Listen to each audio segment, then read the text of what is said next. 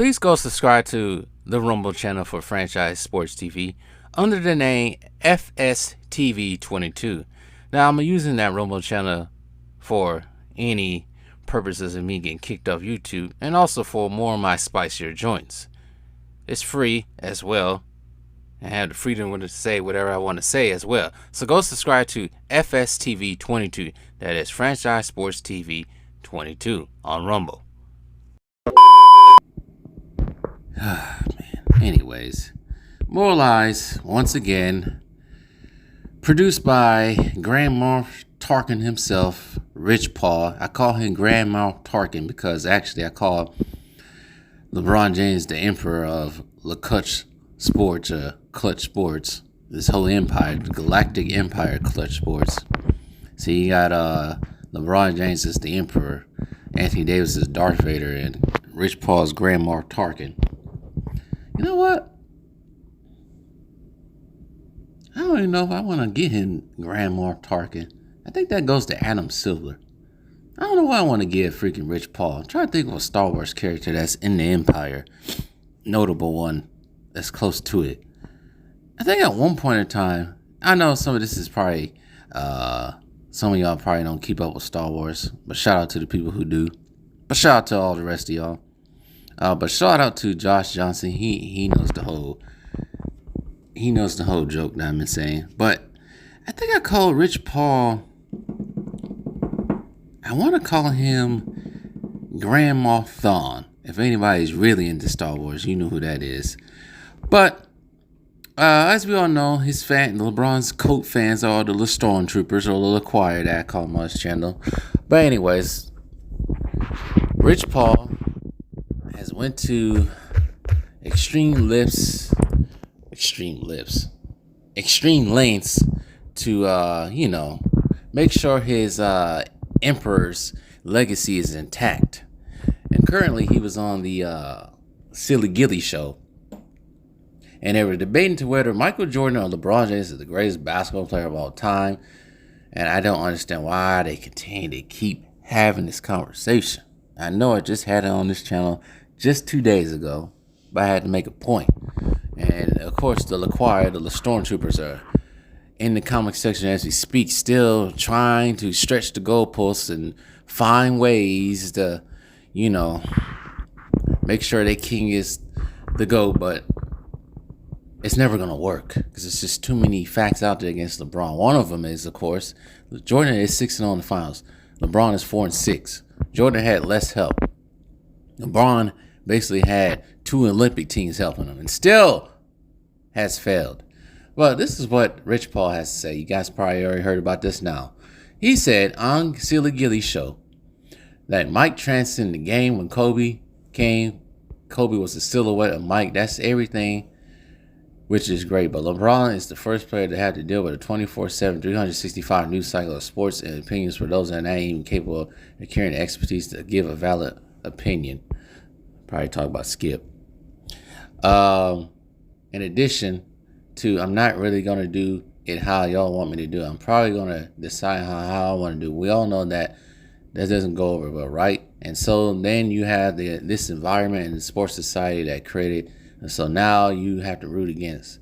There's a whole other thing Mike never had to deal with because his hardest critic was probably Peter Vesey.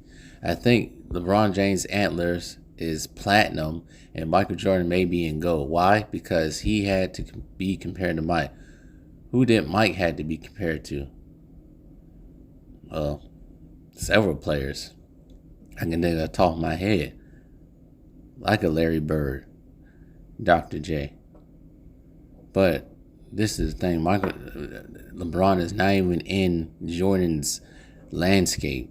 He's not even in his area, not era. Of course he's not in his era, but not in his area. He's not even on the same level. So why we keep having this conversation? And they say that Jordan and Kobe never, especially Jordan, never had to deal with criticism. Jordan had to deal with criticism all up and down and across the place.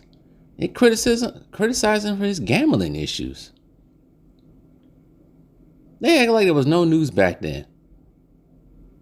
And LeBron James puts himself in the news by himself. At one point in time, LeBron James wasn't, I wouldn't say hated, he wasn't despised by some of sports media.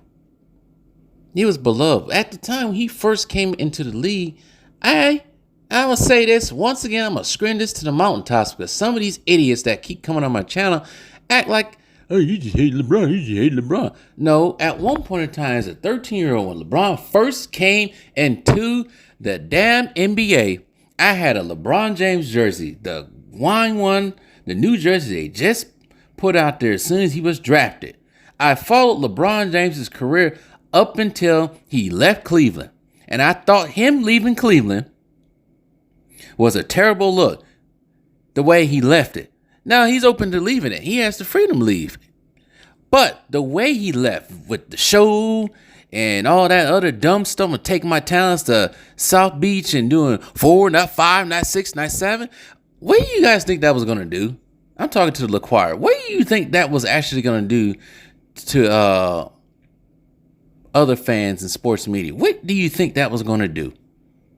Oh, he's doing it his way. He said his way has got him to. Now he has to get his freaking Grand Moff Admiral out there telling lies. But, of course, it was going to make people not liking him.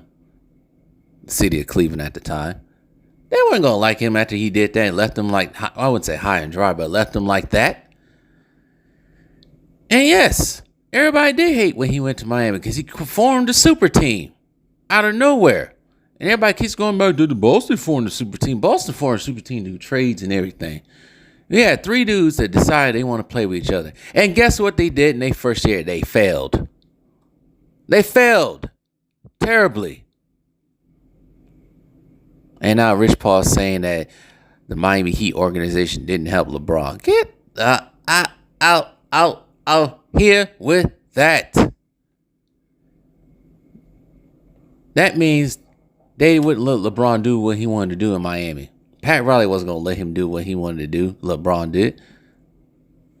That's part of one of the reasons why he left Miami. One of the reasons. Plus, he wanted to put his greatness out there, which I had no problem with him going back to Cleveland. But in a way, we kind of all know this deep down, that this was much more of a look at me moment. And it's always been a look at me moment. He's always been about himself. He ain't about the team. And people say, oh, the other players get credit. The other players get credit. No, they do not get credit. For the last, since 2016, all we heard is about that damn, I almost cursed because I ain't trying to curse. All we heard was about that damn block.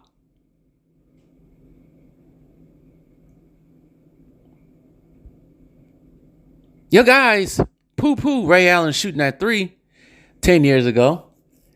And you barely want to talk about Kyrie. These are facts. This is what we'll be seeing.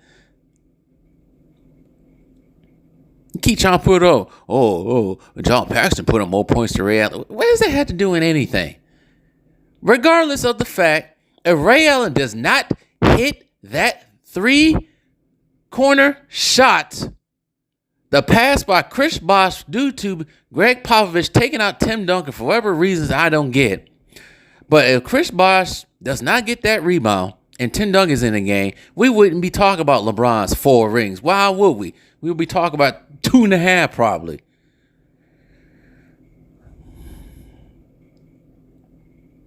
I'm going to be fair. We'll be talking about 3 of his rings.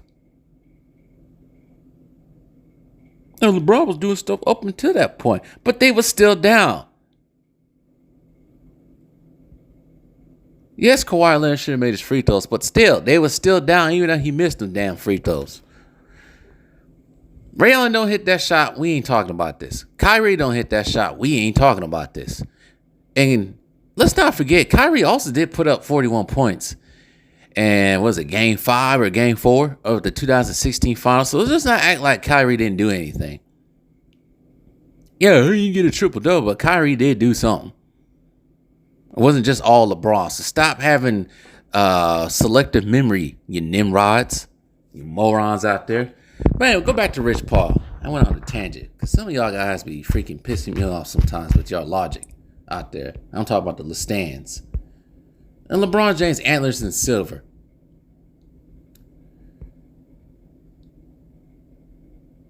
Yes. Michael Jordan didn't have to deal with social media at all. He really didn't. But like I just said, LeBron puts himself in that situation. He always has to be the face of attention. He just did it over this summer at the ESPYs. He always has to do it. If LeBron was so didn't want to be on social media or be afraid of social media or get criticized by social media, we wouldn't have seen him do 2 goats at a restaurant. We wouldn't have seen him at the Super Bowl after he broke that record on his first in-season vacation. If LeBron was about business, we wouldn't see none of that. But no, it's always about him because he's I almost cursed again. He's a damn narcissist. And if you don't know what a narcissist is, please go to your nearest dictionary, go to your nearest phone and look up narcissist. And LeBron James' name will be right next to there. No, it won't, but the definition of narcissist will be right there. Some of y'all don't know what a narcissist is. And some of y'all probably are narcissists, don't even know you're a narcissist. But anyways, that's besides the point.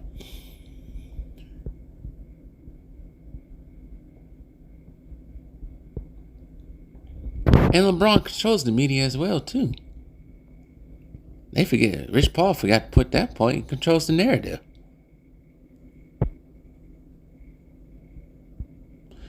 So anyways, I'm done talking about Grand Moff Tarkin or Grand Moff Thrawn, whatever one he's going to be. I'm getting tired of that. And everybody keeps saying, and I said this before, what are you going to do when LeBron retire? Well, my boy, there's other people to talk about. There'll be other players to talk about outside of LeBron when he finally retires. That reality is coming very soon. And you wait.